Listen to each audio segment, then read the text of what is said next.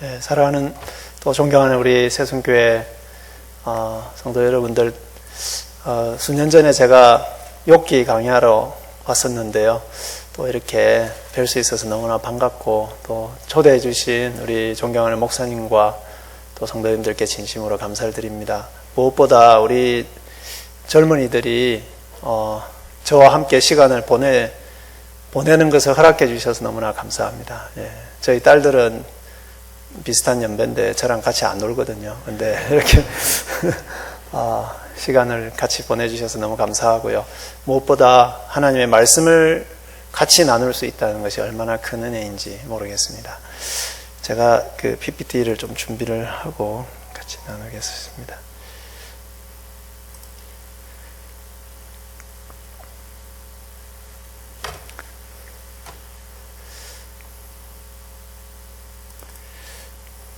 네, 이걸 어떻게 연결이 되어 있습니까? 네, 감사합니다.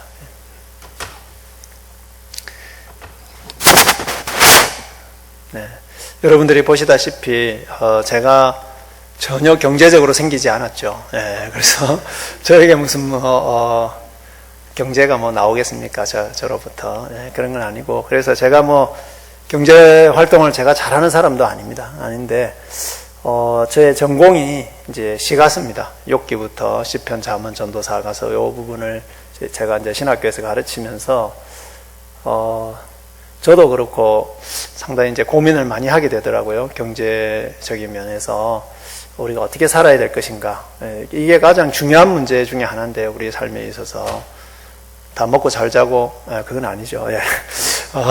살기 위해서 먹지만 때로는 먹고 살기 위해서 마치 사는 것처럼 느껴질 정도로 이 경제라고 하는 것이 굉장히 중요한데, 근데 이 중요한 부분에 대해서 하나님이 그냥 계셨을까? 잠언을 읽어보니까 거기에서 하나님의 많은 지혜를 이미 우리에게 주고 계시더라고요. 그래서 이 지혜를 같이 나누면 좋겠다. 그래서 우리 그 종교개혁 기념주간을 기념해서 이번에 우리 SFC 청년들을 위해서 제가 사실 경제를 잘 알지도 못하지만 잠언의 말씀을 좀 전해야 되겠다 싶어서 우리 유튜브로 이렇게 만들어서 이제 우리 전국에 있는 SFC 대학생들에게 이거를 이제 강의를 했습니다. 그래서 그 강의를 중심으로 해서 제가 오늘 강의를 하도록 그렇게 하겠습니다.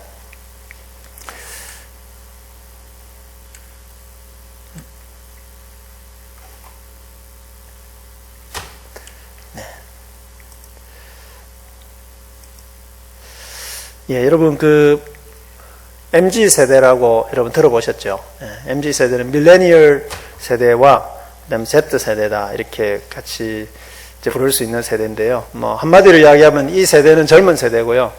요 위에 계신 분들은 그냥 어르신들이다, 이렇게 생각하시면 되겠습니다. 그래서 기준으로 보면 17살부터 41세까지 주로 인터넷 세대, 그리고 또 휴대폰이나 이런 것과 관련된 이제 세대들이다. 예. 또 이 중에 많은 Z 세대 같은 경우는 태어날 때부터 핸드폰 들고 이런 이제 세대라고 볼 수가 있습니다. 그래서 이분들이 이제 요즘 고민이 많습니다. 왜냐하면 경제적인 면에서 상당히 어려운 시대를 살고 있기 때문에 아마 역사상 최초로 부모 세대보다 가난한 세대가 될 가능성이 높다. 이런 이제 전망들을 할 정도로 굉장히 고민이 많고요. 또 경제적인 면에서 특별히 어려움이 많습니다. 집값이 너무 올라가 집을 어떻게 장만해야 될 것인가 고민 많으시죠. 네. 저도 고민이 많습니다. 여전히. 저는 이 세대는 아니면서도 그렇습니다만은. 그래서 이 세대의 특징은 뭐냐? 수입보다는 여가 시간을 중시합니다. 워라밸이 굉장히 중요합니다. 워라밸이 뭐냐면 이제 work랑 life, 그래서 워라, 그 다음에 밸런스. 그래서 일과 삶의 밸런스, 균형이 굉장히 중요하다. 저는 이게 굉장히 성경적이라고 저는 생각합니다. 그죠? 우리가 일만 해서도 안 되고요. 그죠? 또 여가 생활만 우리가 보낼 수도 없고, 그렇지만 이 두 가지를 잘 이렇게 균형 있게 하는 것은 굉장히 중요한데, 요즘 세대는 특별히 그렇습니다. 그렇고, 옛날에 우리 이제 요 세대 위의 세대들은 죽으라고 일만 한 거죠. 그죠? 여유도 없고 너무 이제 일만 했는데 그 삶과 일의 어떤 균형 이런 것들이 굉장히 중요하게 생각하고요. 옛날에는 우리가 이제 평생 직장 이런 것들이 있었는데 지금은 좋은 직장이 나오면 언제든지 옮깁니다. 저희 딸도 지금 회사에 들어간 지가 아직 뭐 몇 개월밖에 안 됐는데요. 벌써 이렇게 좀 더 좋은 직장이 좀 더 좋은 직장이라는 게 꼭 돈을 많이 주는 그런 것을 말하는 것이 아니라 워라밸이 잘 이렇게 될 수 있는 그런 직장을 이제 또 계속 알아보면서 직장을 다니고 있더라고요. 그리고 이분들 왜 힘드냐 하면은 여러분 부동산 가격이 너무 올라서 뭐 싱글이든 아니면 결혼을 했으든 집을 마련을 해야 되는데 이 집을 마련하는 것이 너무나도 꿈 같은 이제 일이 되어버린 것이죠. 그래서 이거는 이제 어르신들 세대에서 사실 잘못한 겁니다. 너무 투기나 이런 걸 많이 해가지고요. 땅값이, 집값이 너무 올라버린 것이죠. 그 다음에 이제 무엇보다 제일 힘든 것은 취직이 너무 어렵습니다. 그 다음에 제로금리 시대라고 해서 예금 이자율이 너무 낮기 때문에 돈을 그냥 과거에 우리 세대들은 그냥 은행에다가 저축을 하면은 그게 그죠 이자가 많이 붙어서 나중에 그걸 가지고 집도 사고 이렇게 할 수 있었는데 지금은 그것이 불가능한 거죠. 이자율이 너무 낮기 때문에 그냥 은행에 돈 맡겨놓고 나중에 뭐 이걸 가지고는 집을 살 수가 없는 것이고 그리고 뭐 결혼이나 뭐 노후를 준비할 수가 없는 것입니다. 그래서 이런 이유들 때문에 MZ세대가 굉장히 초조하고 대학생은 현금을 창출할 능력이 거의 없기 때문에 그죠? 그러니까 적은 돈을 가지고 많은 수익을 올릴 수 있는 것을 당연히 생각하게 되겠죠.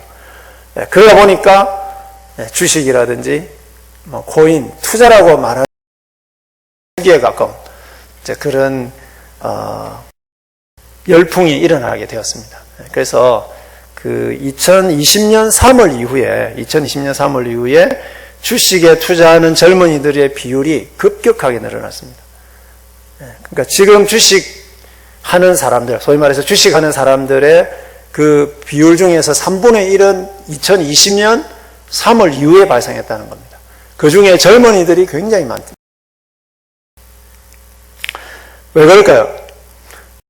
첫 번째는 주택 마련이고요. 두 번째는 노후 생활을 준비를 해야 되기 때문에 그것을 위해서 고수익을 창출하기 위해서 이 주택과 코인에 올인을 하는 겁니다.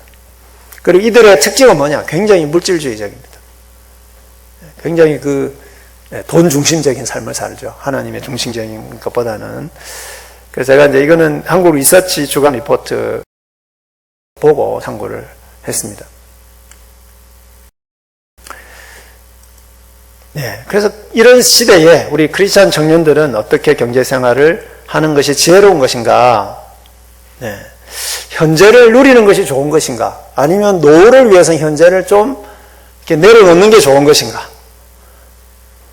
그래서 이 부분은 현재를 잘 누려야 된다.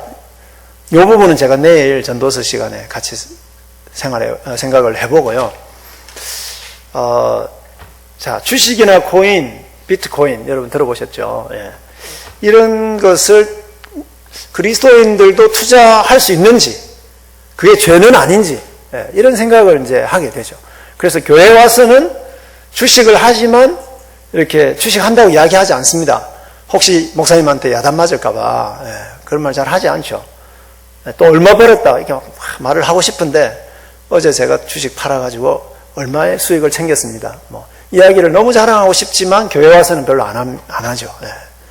어르신들도 마찬가지고요. 왜냐하면 과연 그것이 하나님 앞에 올바른 일인가? 이런 것들을 우리가 좀 이제 아직 정립이 안 돼 있기 때문에 그렇습니다. 그래서 잠언의 말씀은 우리의 경제 생활에 대해서 이런 부분들에 대해서 많은 원리들을 우리에게 제공을 해주고 있습니다. 자, 잠언도요. 저와 여러분과 똑같은 생각을 하고 있는데 돈이 없으면 참 불편하고 대접받기 힘들다 이렇게 이야기합니다. 19장 7절 제가 읽어보겠습니다. 가난한 자는 그의 형제들에게도 미움을 받거든 하물며 친구야 그를 멀리하지 아니하겠느냐. 따라가며 말하려 할지라도 그들이 없어졌으리라. 예. 여러분, 돈이 없으면요, 형제들도 멀리합니다. 예. 그럼 친구들은요, 오죽하겠습니까? 처음에는 좀 도와주다가 자꾸 부담이 되니까 이제 멀리하는 거죠. 전화 오면 가능하면 안 받고 뭐 그렇게 되는 것이죠. 그래서 현실 생활에서 돈이 없으면 참 불편하고 과실을 받습니다. 과실을 무시를 당하는 거죠. 그러니까 어떤 생각을 하게 될까요? 돈을 많이 벌어야 되겠다. 그런 생각을 하게 되지 않습니까? 그죠? 네. 자, 그럼 이 돈에 대해서 우리가 어떤 태도를 갖는 것이 좋은 것인가? 첫 번째는 돈은 악의 근원이다. 여러분, 돈 때문에 싸우고요. 그죠? 돈 때문에 형제지간이 막 싸우고, 부모 자식 간에도 싸우고, 돈에 대한 탐욕 때문에 인생을 망치는 사람도 많고요. 주식이나 뭐 이런 코인에 투자했다가 폐인이 되는 사람들도 있고요. 주변에 보면 그런 사람들 많지 않습니까? 그죠? 자, 그런 것들을 보니까, 이 돈 자체는 악의 근원이다. 성경에도 그런 말씀이 있죠. 돈을 사랑하는 것이 일만 악의 뿌리다. 그랬습니다. 여러분, 그 말씀을 잘 생각하셔야 돼요. 돈이 일만 악의 뿌리다. 그렇게 이야기하지 않고, 돈을 사랑하는 것이 일만 악의 뿌리다. 그랬죠. 그래서 돈은 가능하면 접근을 안 해야 되기 때문에, 돈을 많이 가지면 반드시 죄를 짓기 때문에, 자발적으로 가난을 택해서 나에게 주어진 돈은 가능하면 많은 사람들에게 그냥 나눠주는 그런 청결한 삶을 살아야 된다. 이게 이제 첫 번째 이론입니다. 그리스도인들은 다 가난하게 청결하게 살아야 된다. 동의하십니까? 가난하게 살고 싶지는 않으시죠. 괄시당하니까. 이게 정빈론이죠, 정빈론. 자, 이런 걸 주장하는 사람들이 있어요. 그 다음에 두 번째는, 여러분, 좋은 일을 해야 되지 않습니까? 그죠? 그죠? 가난한 사람들도 도와드려야 되고, 그죠? 사회적으로도 중요한 일들을 해야 되고, 그러니까 최대한 돈을 많이 벌어라. 부는 하나님의 복이다. 그죠? 그래서 깨끗한 부자. 그죠? 돈을 많이 벌더라도, 그거를 깨끗하게 쓰면 되지 않느냐. 그게 이제 청부론입니다. 청부론. 깨끗한 부자 이론입니다. 여러분은 어느 편을 들고 싶으십니까? 네. 그래서 청부론을 이게 청부론 편이 되고 싶은데 실제로 나는 너무 가난해요. 그럼 나는 하나님께 저주받은 사람인가? 이런 생각을 할 수가 있지 않겠습니까? 그죠? 그리고 실제로 돈을 많이 벌어보니까 마음이 하나님으로부터 상당히 느슨해지고 멀어지는 경향이 분명히 있거든요. 그죠? 그러면 정빈론이 맞느냐? 그럼 나는 지금 돈이 많은데 교회 다니는데 나는 너무 죄인이야. 맨날 난 돈이 많아서 너무 하나님 앞에 죄송해. 이렇게 또 살 수는 없지 않겠습니까? 근데 그것도 아니죠.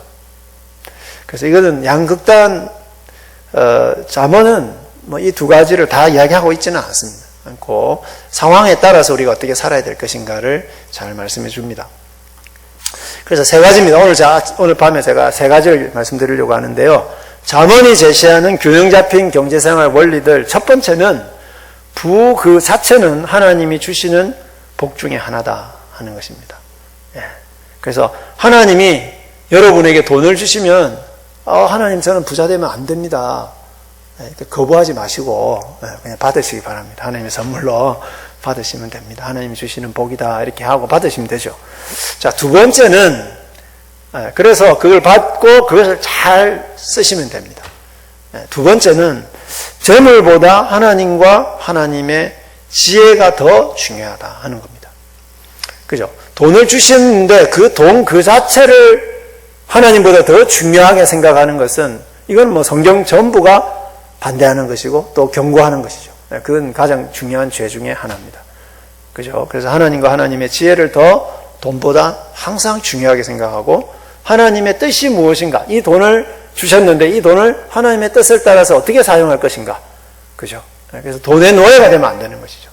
그게 두 번째고, 세 번째는 그 재물을 잘 사용해야 되는데 그 중에 하나는 뭐냐면 공동체를 돌봐야 됩니다. 자, 공동체를 어떻게 돌보겠습니까? 하나님 주신 재물이 없는 사람들, 그 가난한 사람들을 도와주는 것이죠. 그래서 자문에서 뭐라 그럽니까? 가난한 사람들에게 구워주는 것을 하나님께 구워주는 것으로 하나님이 생각하신다. 우리가 가난한 사람들 도와주면 하나님이 당신을 도와준 것처럼 생각하시고 그거를 우리에게 갚아주신다고 말씀하고 있습니다. 이게 자문의 말씀입니다. 그래서 첫 번째 주제, 부는 하나님이 주시는 복 중에 하나다. 여러분, 일반적으로 그렇습니다. 부는, 돈은 여호와 경외에 기초한 지혜롭고 부지런하고 성실한 그리고 의로운 삶에 대한 자연스러운 결과이자 하나님 주시는 복의 하나다. 이렇게 이야기를 하죠. 신명기 28장에 보면 뭐라고 되어 있습니까? 하나님의 말씀을 잘 순종해서 그 말씀을 지키면 나가도 뭘 받아요?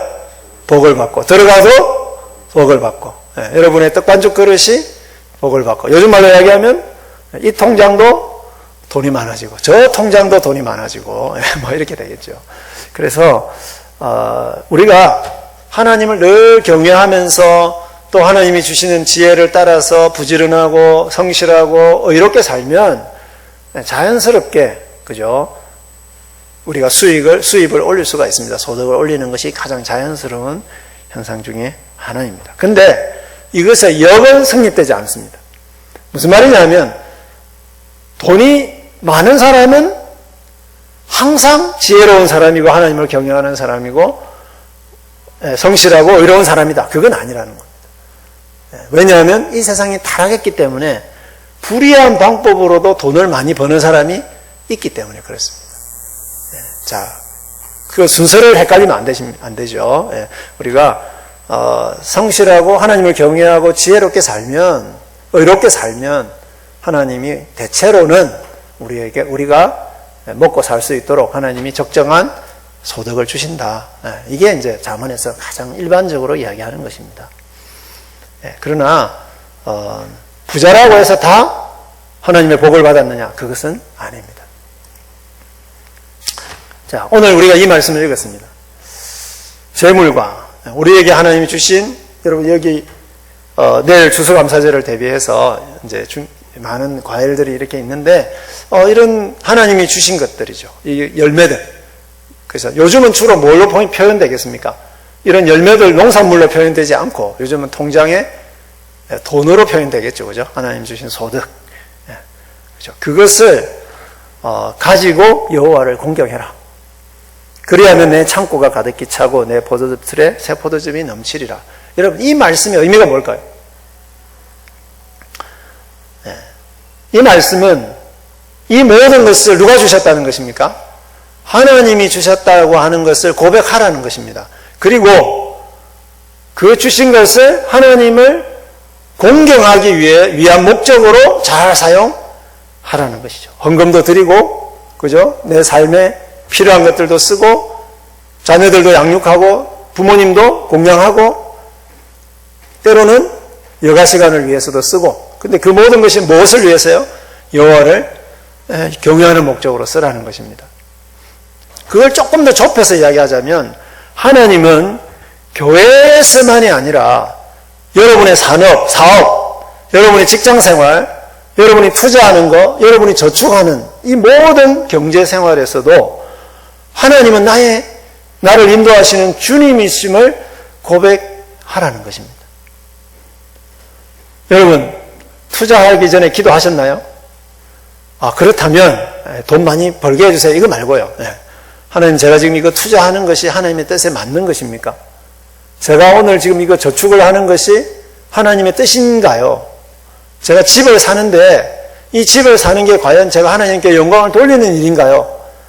여러분, 이런 거 하면서 기도하셨나요? 경제생활 하셨습니까? 우리는 알게 모르게 하나님은 교회에만 계시다고 자꾸 생각을 해요. 그죠? 그런데 하나님은 우리 경제생활에서도 주인이시다 하는 겁니다.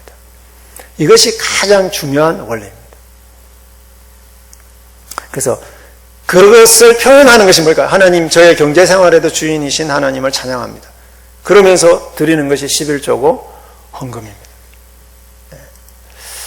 자, 그러면 이 하나님께서, 경제생활의 주인이신 하나님께서 우리에게 잠언을 통해서 어떻게 하면 경제생활을 잘할 것인가 지혜를 주셨다는 거죠. 그래서 부귀가 4개 있습니다. 나는 지혜입니다. 장구한 재물과 공의도 그러하니라.